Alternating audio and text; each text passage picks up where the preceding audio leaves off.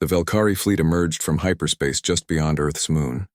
15 massive ships, each one larger than anything humanity had ever built, hung in the darkness like metal giants. Their hulls gleamed with a strange purple metal that seemed to absorb light rather than reflect it.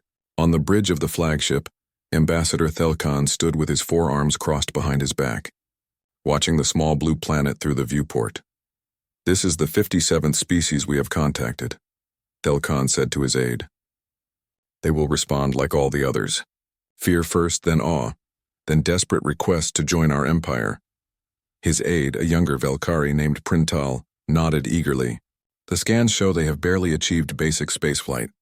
They still use chemical rockets, primitive." Thelkan allowed himself a small smile. The Velkari Empire had ruled the galaxy for 50,000 years. They had seen every type of species imaginable. Some were warriors, some were scholars, some were traders. But all of them recognized the power of the Empire when they saw it.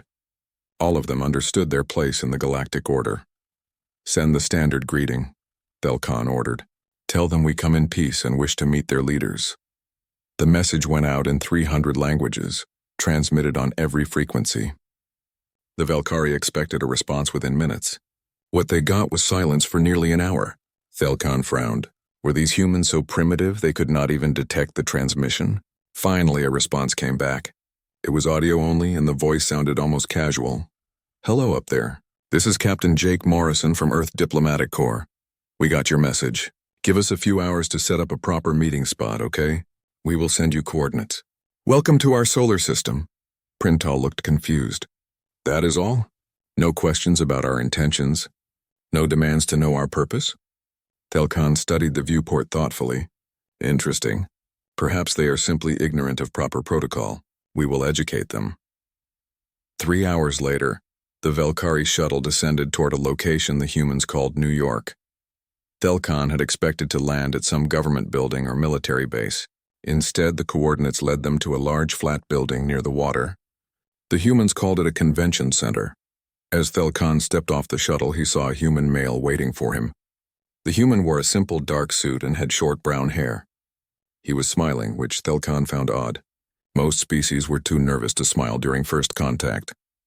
"Ambassador Thelkan, I presume," the human said, walking forward with his hand extended. "I am Captain Jake Morrison. It is great to meet you." Thelkan stared at the extended hand. In all his years of diplomatic service, he had never been greeted so informally. He was supposed to present his credentials first. There was supposed to be a formal ceremony.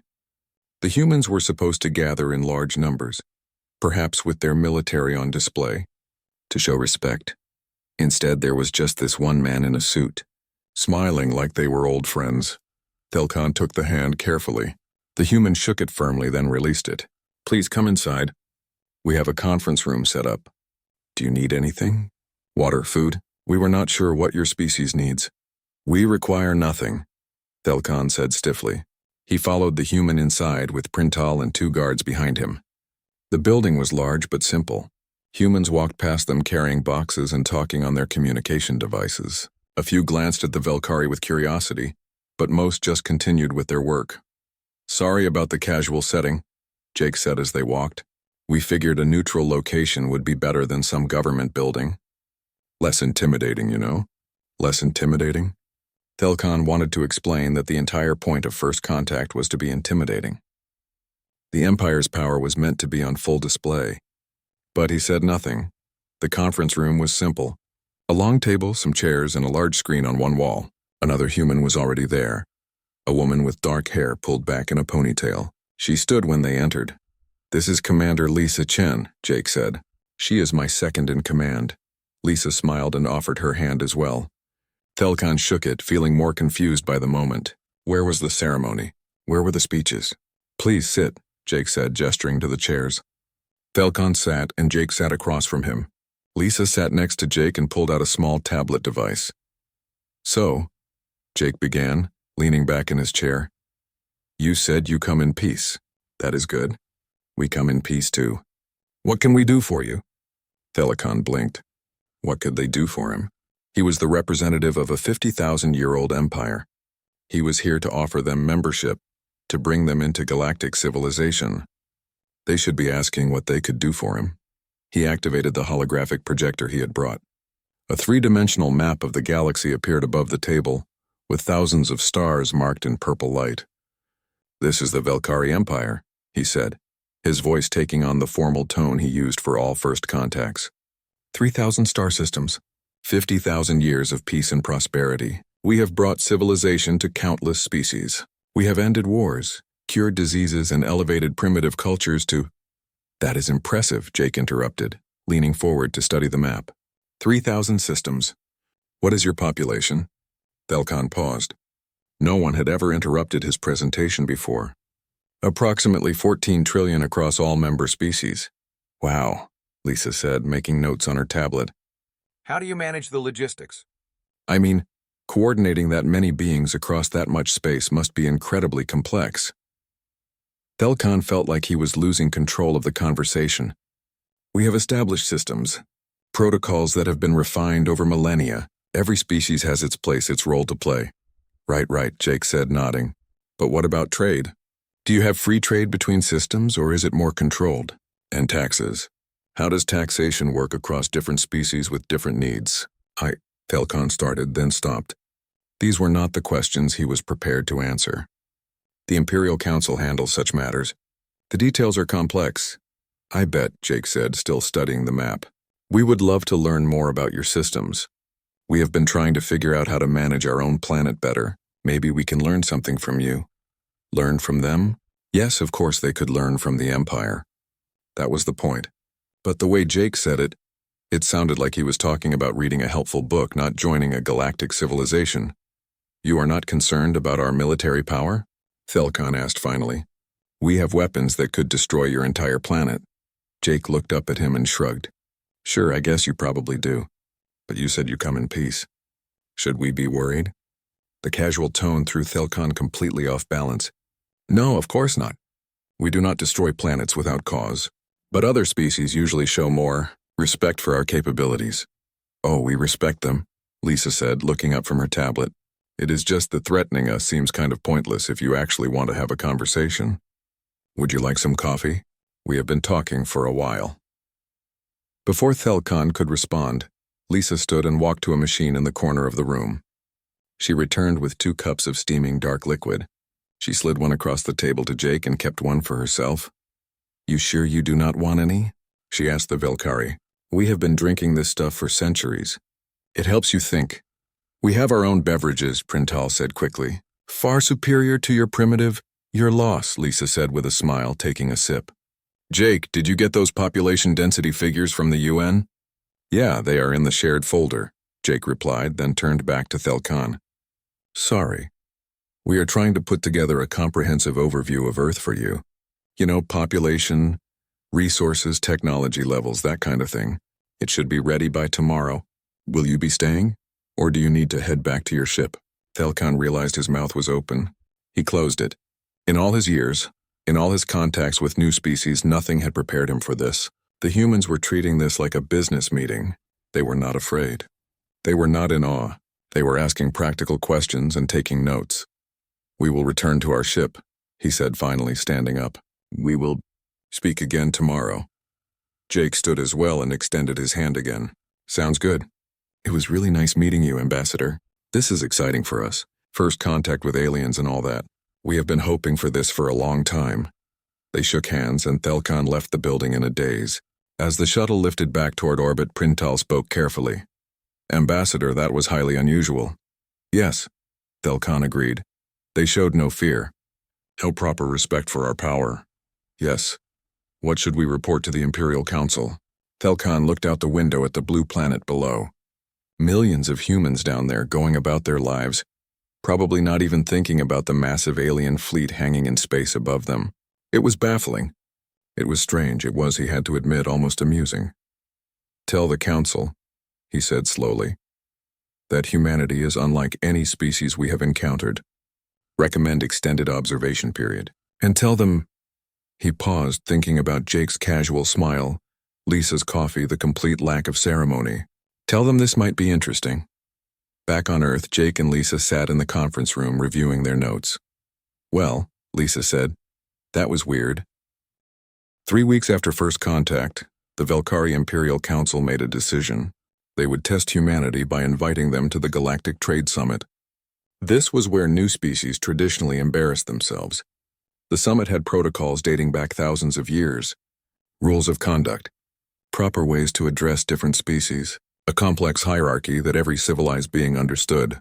New species always failed. They would use the wrong greeting, sit in the wrong seat, or speak out of turn. It was expected. It was part of the learning process.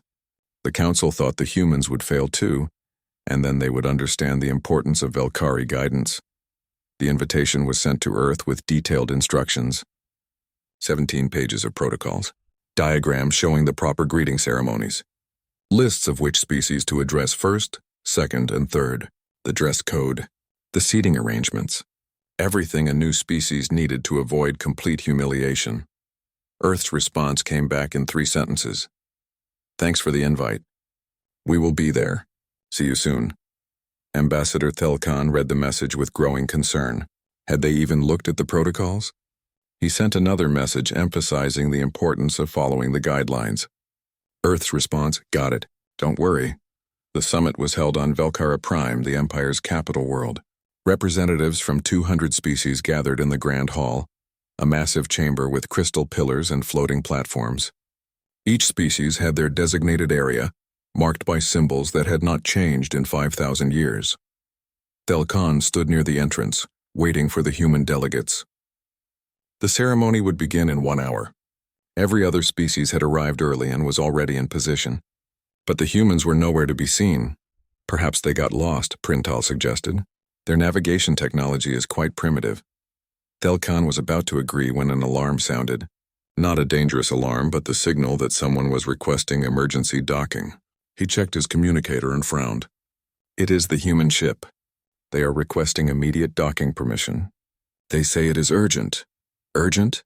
Printal looked worried. Are they under attack? The docking bay was chaos when Thelkan arrived.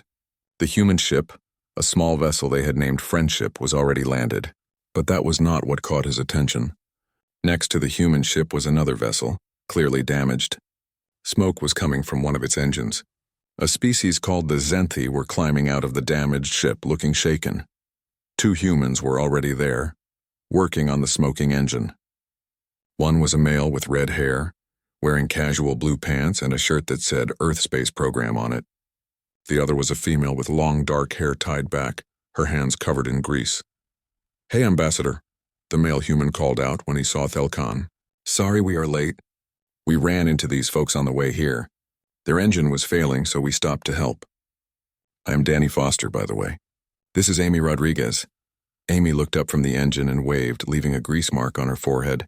Almost done here. Just need to bypass the secondary coolant system. You guys have any spare plasma couplers? The universal kind? Thelkan stared. They were late to the most important diplomatic event of the year because they stopped to help strangers? The ceremony begins in less than an hour. You need to change clothes, review the protocols, take your positions. Right, Danny said, wiping his hands on his pants. Amy, how much longer? Give me 5 minutes, she replied, her head deep in the engine compartment. Maybe 10. The Zenthi captain approached Thelkan, all 4 of his eyes blinking in gratitude. Ambassador, these humans saved our lives. Our distress signal was not working. We would have drifted until our life support failed, but they detected our engine malfunction and stopped to help without being asked. That is what anyone should do, Danny said with a shrug. You were in trouble. Thelkan noticed that several other species had gathered to watch. They were whispering to each other. Helping another species was not uncommon, but doing it at the risk of missing the trade summit, that was unusual. Most species would have sent the coordinates to a rescue ship and continued on their way. There, Amy said, climbing out of the engine compartment. That should hold until you can get proper repairs. Just don't push the engines above 70% capacity. The Zenthi captain clasped his hands together in their traditional gesture of thanks. Amy smiled and copied the gesture, which made the captain's eyes widen in surprise and pleasure. Okay, Danny said, turning to Thelkan. So where do we need to go? We should probably clean up first, right? 20 minutes later, Danny and Amy entered the Grand Hall. They were cleaner, but they had not changed clothes. Danny still wore his casual shirt and pants. Amy had at least put on a jacket, but her hair was still messy. Every other species was in formal ceremonial dress. Every other species stood in perfect position, silent and waiting. The humans walked in like they were entering a school cafeteria. "Wow," Amy whispered, looking around at the crystal pillars and floating platforms. "This place is amazing." They found their designated spot marked with Earth's newly assigned symbol. But they did not just stand there quietly like everyone else. Danny pulled out a small device and started taking pictures. Amy waved at a group of insect-like beings near them. The ceremony began. High Chancellor Mevtok, the oldest and most respected member of the Imperial Council, entered the hall. Every species performed the traditional greeting. It involved standing at attention, placing their hands, paws, or tentacles in specific positions and bowing slightly. The humans did a strange approximation of this, with Danny nearly falling over during his bow and Amy giggling at him. Mevtok began his speech. It was in Old Velkari, the ceremonial language. A translator would provide the meaning, but proper protocol demanded that everyone listen to the original language first. In silence before hearing the translation, about 2 minutes into the speech, Danny leaned over to Amy and whispered something. She nodded and pulled out her device. They appeared to be looking something up. Several species nearby made quiet sounds of disapproval. "You did not use devices during the Chancellor's speech. You certainly did not whisper." Thelkan felt his face grow warm. He wanted to go over there and tell them to stop, but he could not move during the ceremony. He could only watch as the humans continued to behave inappropriately. The speech ended. Now came the complex part. Each species would approach the Chancellor in order of their standing in the Empire, make a formal statement, and receive his blessing. This process usually took 3 hours. The first species approached. They recited their statement in perfect formal language. The Chancellor responded with the traditional blessing. The species bowed and returned to their position. The second species did the same. Then the third, each one following the exact same pattern they had followed for thousands of years. Then it was Earth's turn.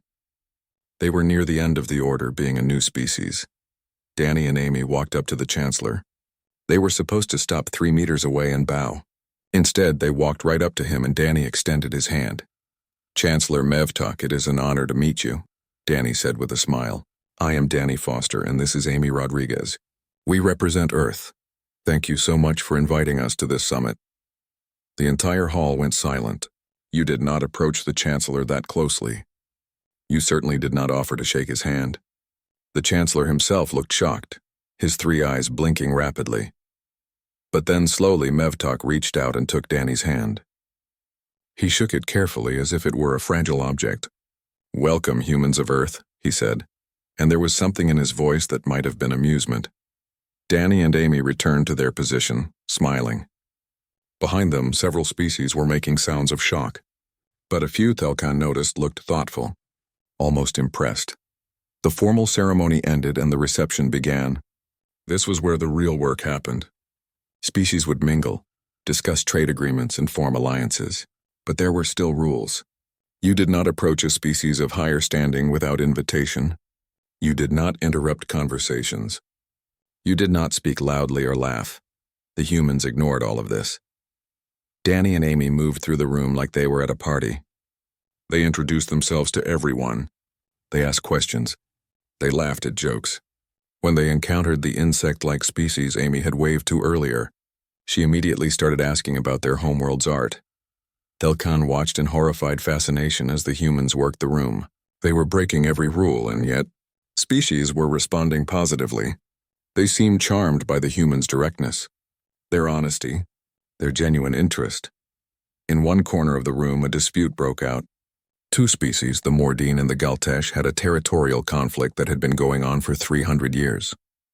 They began arguing loudly, their voices rising. This was also against protocol, but old grudges were hard to break. Before the mediators could intervene, Amy walked over to them. "Hey, what is going on?" she asked. Both species turned to her, surprised. One of the Mordine, a tall being covered in blue scales, spoke stiffly. "This is not your concern, human. This is a matter between our species." "Okay, but you are kind of disrupting the reception," Amy said. "And it sounds like you both have valid points. Want to talk about it?" The Galtesh representative, a being made mostly of crystalline structures. The Velkari Imperial Council met an emergency session 2 weeks after the trade summit. Chancellor Mevtok sat at the head of the massive table, surrounded by the 12 council members. On the screen before them, recordings of human activities played on repeat. This, Council Member Jextar said, pointing at the screen, is completely illogical. They have divided their planet into 195 separate governments. Many of these governments cannot even agree on basic matters, yet somehow they function. Not only function, another council member added, but they achieved spaceflight and nuclear technology while still fighting among themselves. It should be impossible. Chancellor Mevtok watched the screen thoughtfully. Impossible, yet they did it. I propose we assign an observer to study Earth more closely. We need to understand this species. Is that necessary? Jexatar asked. They are amusing, yes, but they solved the Mordine-Galtesh dispute in minutes, Mevtok interrupted. A problem that has occupied our mediators for centuries. I want to know how their minds work, the council agreed. Observer Kelnith, a young but brilliant Velkari scholar, volunteered for the assignment. He arrived at Earth 3 days later, excited to begin his study. What he discovered made his head hurt. Kelnith set up his observation post in orbit and began his research. The first thing he noticed was the language issue. Humans had over 6,000 languages. 6,000. The Velkari had one universal language that all members spoke. It was efficient. It was logical. Humans apparently did not care about efficiency. He watched as humans from different regions struggled to communicate. They would use hand gestures, drawings, translation devices, and sometimes just pointing at things, and yet they managed. They found ways to understand each other despite the massive communication barriers. His first report to the council read, Humans possess over 6,000 distinct languages, many mutually unintelligible. Despite this obvious hindrance to progress, they have achieved global communication networks and international cooperation. The method by which they accomplished this remains unclear. The second thing he noticed was even stranger. Humans could not agree on how to measure things. Some used something called the metric system, others used imperial measurements. Within the same country, sometimes within the same building, humans would use different units for temperature, distance, and weight. Kelnith watched a human engineer named Chris Bennett work on a spacecraft. The engineer kept switching between centimeters and inches, kilograms and pounds, Celsius and Fahrenheit. Kelnith expected the spacecraft to explode during testing. It flew perfectly. How? Kelnith muttered to himself, watching the ship complete a successful orbit. How do you build functional technology when you cannot even agree on basic measurements? He decided to ask. He sent a communication request to Chris, who agreed to meet with him. They met at what humans called a coffee shop. Kelnith had learned that humans conducted a lot of business in these establishments, despite the fact that they served no purpose except to provide a mildly stimulating beverage. So you want to know how we deal with different measurement systems? Chris said, sipping his coffee.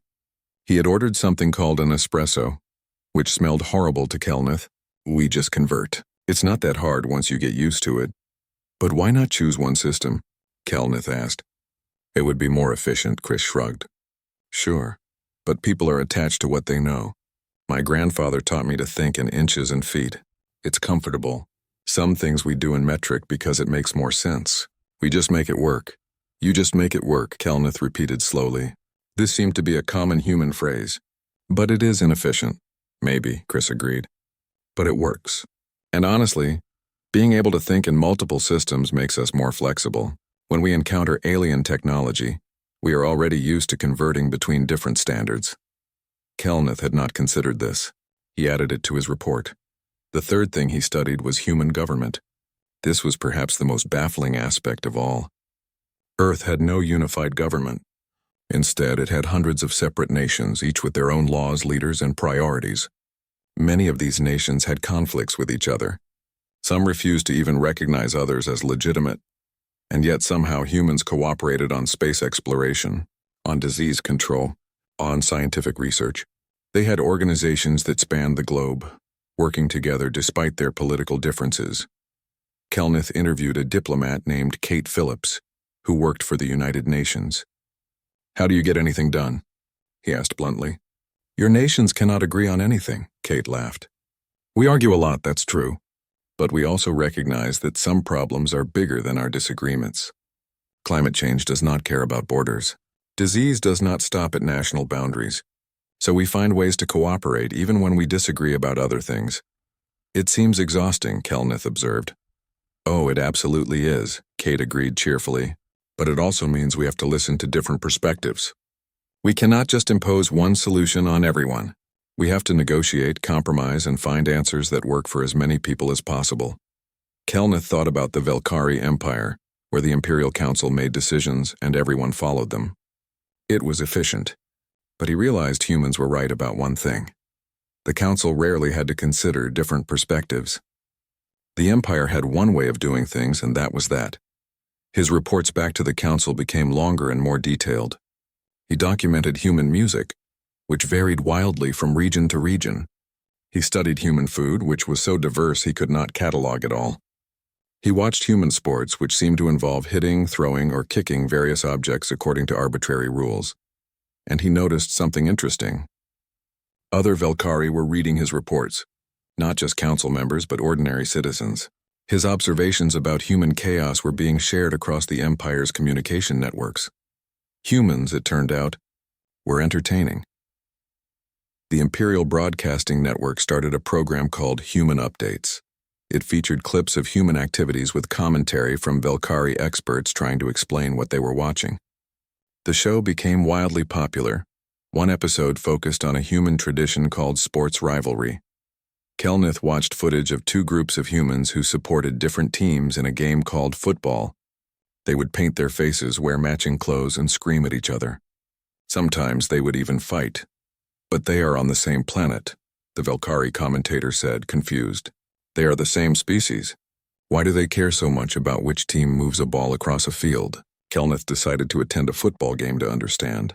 He chose one in a city called Manchester, where the rivalry between two teams was apparently legendary.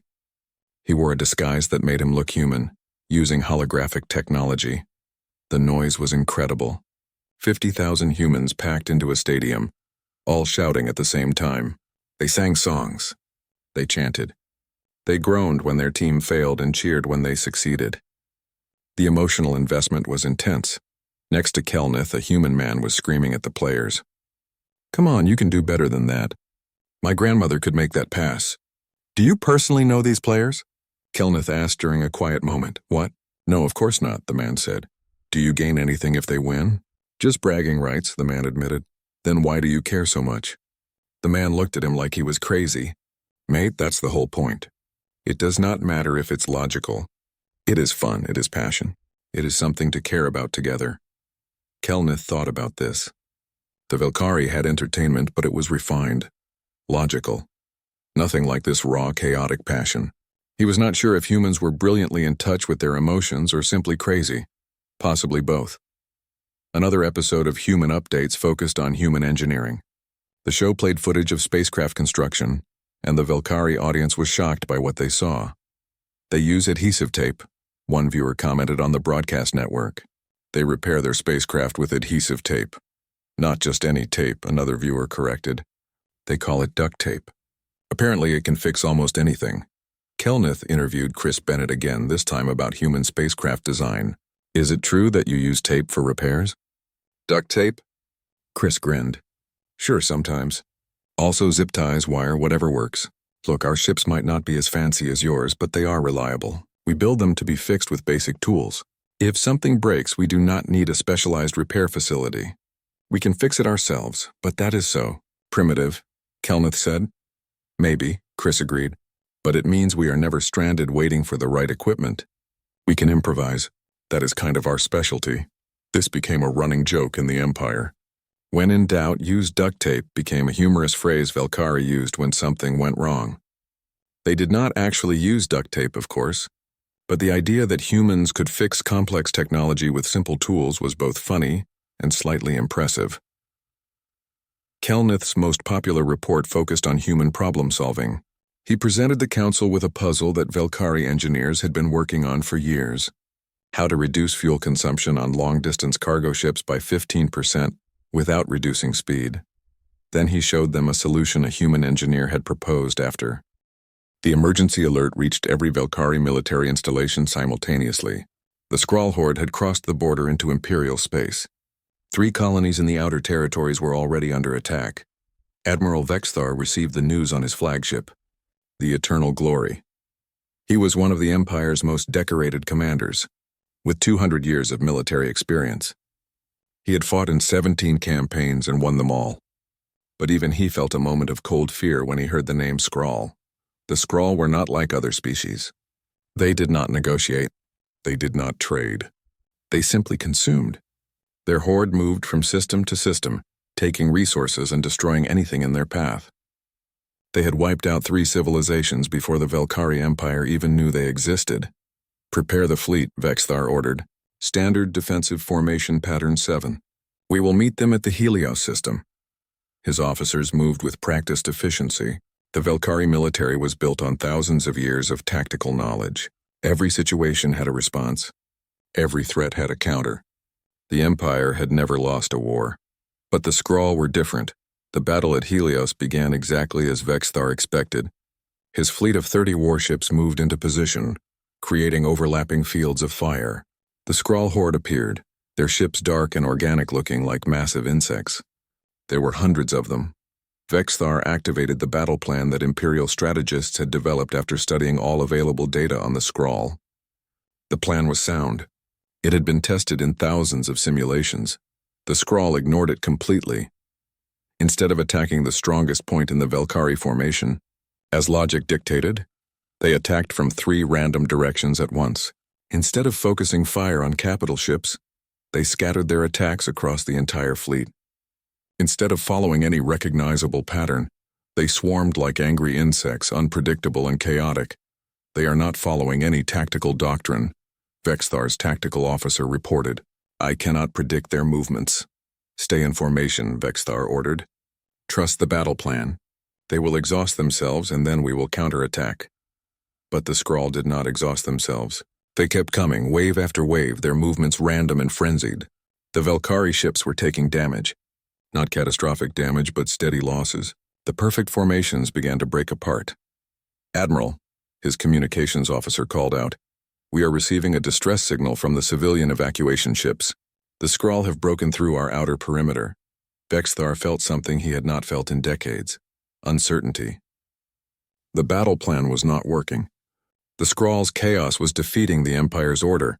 Then another voice came over the communications channel. Velkari fleet, this is the Earthship Defiant. We received your distress call. We are 3 hours away, but we can be there sooner if we push the engines. Do you need assistance? Vexthar knew about the Earthship. It was in the sector doing exploration and mapping. It was a small vessel, perhaps a tenth the size of his smallest warship. The idea that it could help against the Skrull horde was laughable, but he was losing. Pride could wait. Defiant, your assistance would be appreciated, Vexthar said formally. But I warn you, these are dangerous enemies. Understood, the human voice replied. It sounded almost cheerful. We will see what we can do. Captain Ryan Blake, by the way. Nice to meet you, even if the circumstances are not great. 2 hours later, the Defiant arrived. Vexthar watched on his screens as the small human ship flew into the combat zone. He expected it to join his formation to follow his orders, to coordinate with his fleet. Instead, it did something completely unexpected. The Defiant flew straight into the middle of the Skrull swarm. What are they doing? Vexthar's tactical officer shouted. They will be destroyed. But the human ship was not destroyed. It was moving in ways that made no sense. It would accelerate suddenly, then brake hard. It would spin in place, then shoot off in a random direction. There was no pattern, no logic, no predictability, and the Skrull could not hit it. More importantly, the Skrull were trying to. Dozens of enemy ships broke away from their attack on the Velkari fleet to chase the Defiant. The human ship led them on a wild chase through the battle zone, dodging, weaving, and firing back with surprisingly accurate weapons. Velkari fleet, Ryan's voice came over the channel. You might want to hit those ships chasing us. We got them all grouped up for you. Vexthar saw the opportunity. The Skrull had clustered together, focused on the infuriating human ship that would not hold still. He ordered his fleet to open fire. The coordinated barrage destroyed 30 Skrull ships in seconds. Nice shooting, Ryan said. Okay, let us try something else. The Defiant suddenly stopped moving. It just hung in space, not accelerating, not turning. Dead in the water. The Skrull, sensing an easy target, swarmed toward it. "What is he doing?" Vexthar demanded. "Is his ship disabled?" Then, just as the Skrull were about to reach the Defiant, the human ship's cargo bay opened. Large containers ejected into space directly into the path of the approaching enemies. The containers exploded, not with conventional weapons. The explosions were not designed to destroy ships. Instead, they released clouds of debris, gases, and what appeared to be pieces of scrap metal. The Skrull ships flew directly into these clouds at high speed. Their organic hulls, designed to be flexible and adaptive, became clogged with debris. They slowed down, tried to clear themselves, and became perfect targets. The Defiant took advantage of their confusion and started picking them off one by one. "Did he just use garbage as a weapon?" Vexthar's tactical officer asked in disbelief. "I believe he did," Vexthar replied. He found himself almost wanting to laugh. It was the most ridiculous, illogical, insane tactic he had ever seen. It was working. "Captain Blake," Vexthar said over the channel, "your tactics are highly unconventional." "Yeah, sorry about that," Ryan replied, and he actually sounded apologetic. "We do not really have a military doctrine yet. We just kind of make it up as we go." "Is it helping?" "Yes," Vexthar admitted. "It is helping." "What do you suggest we do?" "Well," Ryan said, "these bugs do not seem to like predictability. They are used to opponents who follow patterns. So maybe stop following patterns. Like, instead of staying in that tight formation, what if your ship split up and moved independently?" Every instinct Vexthar had screamed against this idea. Fleet formations were the foundation of Velkari military strategy. You never broke formation, never. But the battle plan was not working, and the humans' chaos was. "Fleet," Vexthar ordered. "Break formation. All ships, independent operation. Engage targets of opportunity. Coordinate only when necessary." His officers looked shocked, but they obeyed. The Velkari fleet scattered, each ship moving on its own. At first it felt wrong, chaotic, disorganized. Then Vexthar noticed something. The Skrull were confused. They had been adapting to the Velkari's predictable patterns, learning to counter them. But now there were no patterns. Each Velkari ship was doing something different. The Skrull could not predict, could not adapt. A small human voice came over a secondary channel. "Admiral, this is Specialist Ben Carter on the Defiant. I have an idea, but it is kind of stupid." "At this point," Vexthar said, "I welcome stupid ideas." "What is it?" "Well, we noticed the Skrull ships have a cluster of sensors on their front section. They use them to coordinate with each other. What if we blind them? We have some high-intensity flares we use for emergency signals. If we set them off right in front of their sensor clusters, it might disrupt their coordination." Vexthar thought about this. It was indeed stupid. Flares were not weapons. But then again, cargo containers were not weapons either, and that had worked. "Do it," he ordered. The Defiant flew through the battle zone, launching bright flares directly at Skrull ships. The flares were not dangerous, but they were incredibly bright. The Skrull sensors were overwhelmed. Their ships started flying erratically, no longer coordinated with each other. "It is working," Vexthar's tactical officer reported, sounding amazed. "Their formation is breaking down. They are colliding with each other." The battle turned. The Velkari fleet, now fighting without rigid formations, was able to engage the confused and blinded Skrull effectively. The human ship continued to cause chaos, using tactics that Vexthar could not even name because they were so unconventional. One Skrull ship, larger than the others, tried to flee. Ryan's voice came over the channel. "I got this one. Hey crew, remember that thing we talked about but agreed was too dangerous to try?" "Oh no," a female voice responded. "Ryan, that is a terrible idea." "I know," Ryan agreed cheerfully. "Let us do it anyway." The Defiant accelerated to maximum speed directly toward the large Skrull ship. At the last possible second, it fired all its weapons at a single point on the enemy hull, then spun and fired its engines at full power in the opposite direction. The combination of the weapon's impact and the engine blast created a shockwave that rippled through the Skrull ship's organic structure. The enemy ship shuddered and broke apart. "That was insane," the female voice said. "Yeah," Ryan agreed, "but it worked." The remaining Skrull ships, seeing their largest vessel destroyed, finally broke off the attack and fled into hyperspace. The battle was over. Vexthar sat in his command chair staring at the tactical display. He had won, against the Skrull, something Imperial fleets had struck. 6 months after the Battle of Helios, the Grand Hall on Velcara Prime was packed again. But this time it was not for the trade summit. This was something new, something unprecedented in the 50,000-year history of the Velcari Empire, the Human Integration Summit. Chancellor Mevtok stood at the center of the hall, looking out at the gathered representatives. Every major species in the Empire was present. Military commanders, scientists, diplomats, business leaders. They had all come to learn about humanity, or more accurately, to learn from humanity. The Earth delegation arrived right on time. Ambassador Sam Cooper led the group, a tall man with gray hair and an easy smile. Next to him was Dr. Nicole Grant, a scientist who specialized in what humans called adaptive systems theory. They were accompanied by several other humans, including some familiar faces. Danny Foster and Amy Rodriguez were there, so was Captain Ryan Blake. This time the humans were dressed more formally. They had learned some Velcari customs over the past months. But they still walked with that casual confidence, still smiled and waved to species they recognized. Some things never changed. Chancellor Mevtok began the summit with a speech. Unlike his previous formal addresses, this one was shorter and more direct. 6 months ago, humanity saved a Velcari fleet from certain defeat. They did this not with superior technology or overwhelming force, but with something we had forgotten: the ability to think differently. Today we gather to learn from them. More importantly, to learn with them. He gestured to Sam Cooper. Ambassador Cooper, please. Sam walked to the center of the hall. He carried no holographic projector, no formal presentations. Just a simple tablet and his own voice. Thank you, Chancellor, Sam said. I have to admit, when we first met the Velcari Empire, we were pretty intimidated. You have been exploring space since before humans invented writing. You have technology we can barely understand. You have achieved things we can only dream about. He paused, looking around the hall. But we also noticed something. You had stopped asking questions.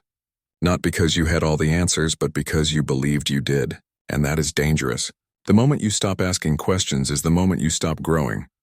A few council members shifted uncomfortably, but most were listening intently. Humans are not special, Sam continued. We are not smarter than you. We are not more advanced. But we are used to being wrong. We fail all the time. We have wars, disasters, mistakes that cost lives. And every time we have to figure out something new, we do not have the luxury of relying on 50,000 years of tradition. Dr. Nicole Grant stood up. If I may, she said, and Sam nodded. She walked to the center, her tablet glowing with data. I have been studying Velcari systems for the past 6 months, Nicole said. Your efficiency is remarkable. Your medical technology saves billions of lives. Your transportation networks move resources across thousands of light years. Your government maintains peace across multiple species. These are incredible achievements. She tapped her tablet and a holographic graph appeared. But here is what I found interesting. All of these systems were developed between 20 and 30,000 years ago. Since then, you have made improvements. You have refined them, but you have not fundamentally changed them. Why would we? One council member asked. They work. They do work, Nicole agreed. But they could work better. Let me give you an example. Your medical system is based on centralized hospitals in major population centers. Patients travel to these hospitals for treatment. This system was developed when faster-than-light travel was new and expensive. She brought up another graph. But now FTL travel is common and cheap. So I asked, why not bring the hospitals to the patients? Mobile medical units that can travel to remote colonies. It would reduce patient travel time by 70% and increase access to care for underserved populations. The hall was silent. It was such a simple idea, so obvious.